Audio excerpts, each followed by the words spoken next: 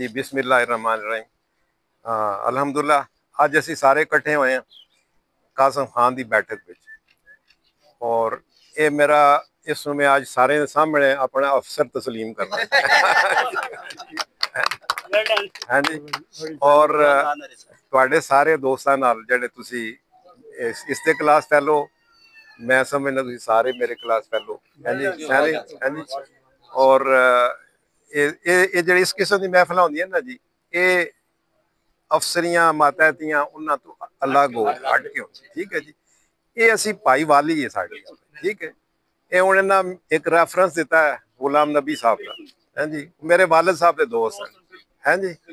और मैनू सारी गल जी गली भी याद आ गई मकान भी याद आ गए हर शह याद आ गई है जी। एक कासम का जरा इस नाल मेरा बहना उठना और मैं अलहमदुल्ला इसकी मेहरबानी नाल सब दोस्तों नाल मुलाकात हुई। मैं तुहाडा सब दा मशकूर हाँ कि तुसा मेरी इतनी इज्जत अफजाई की है ते इंशाअल्लाह फिर भी मुलाकात रहसी जी ते कदी मेरे तुसी घर तशरीफ लियाओ तो मैं सब दा मशकूर हो सकता जी जी इंशाअल्लाह मेहरबानी जी। मेरे से बहुत बड़ा आनर है जी एक तो मेरे को सारे अपने क्लास फैलो कॉलेज फैलो मेरे को इकट्ठे होन जरा मेरे से बहुत ज़्यादा आनर है कि मैं कादरी साहब जड़े मेरे को आ गए मैं इन्होंने एहसान पूरी जिंदगी नहीं भुल सकना जी। मैं इन्होंने बतौर नैपकोट 3-4 साल ड्यूटी की है तो असने जी कमियां पेशियां साहब और सारियां दूर कर दी।